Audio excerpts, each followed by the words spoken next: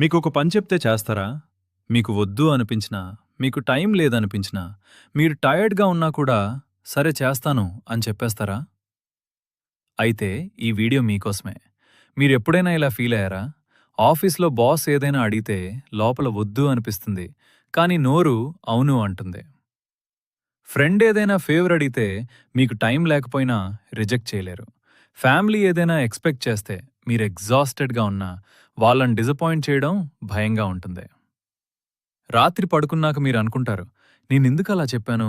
వద్దు అని చెప్పొచ్చు కదా! కానీ నెక్స్ట్ టైం మళ్ళీ అదే జరుగుతుంది. ఇది మీ తప్పు కాదు. మనము చిన్నప్పటి నుండి ఒక విషయం నేర్చుకున్నాం. అందరూ సంతోషంగా ఉంటే మనం సేఫ్. అమ్మ అప్సెట్ అయితే ఇల్లు అన్‌కంఫర్టబుల్‌గా ఉంటుంది.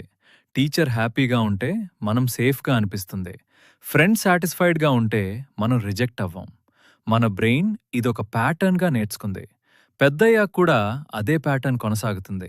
అందుకే మీరు నో చెప్పలేరు. ఇది వీక్‌నెస్ కాదు. ఇది మీ బ్రెయిన్ చేసే ఒక సర్వైవల్ మిస్టేక్. మరి దీన్నించి ఎలా బయటపడాలి? స్టెప్ 1. వెంటనే జవాబు చెప్పకండి.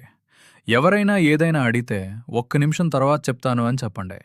ఆ ఒక్క నిమిషంలో మీకు మీరు అడగండి. నాకు నిజంగా ఇది చేయాలనుందా? స్టెప్ 2.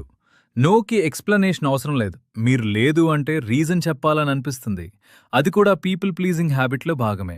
ఇప్పుడు నాకు కుదరదు. ఇది ఒక కంప్లీట్ సెంటెన్స్. దానికి జస్టిఫికేషన్ ఇవ్వాల్సిన అవసరం లేదు. గుర్తుపెట్టుకోండి, అందరికీ యెస్ చెప్పే వ్యక్తి చివరికి తనకే నో చెప్తాడు. మీరందర్నీ ప్లీజ్ చేయడానికి పుట్టలేదు. మీరు మీ జీవితాన్ని జీవించడానికి పుట్టారు. ఈ వీడియో మీకు హెల్ప్‌ఫుల్‌గా అనిపిస్తే మీకు తెలిసిన ఒక్కరికి షేర్ చేయండి. వాళ్ళకు కూడా ఇది అవసరమై ఉండొచ్చు.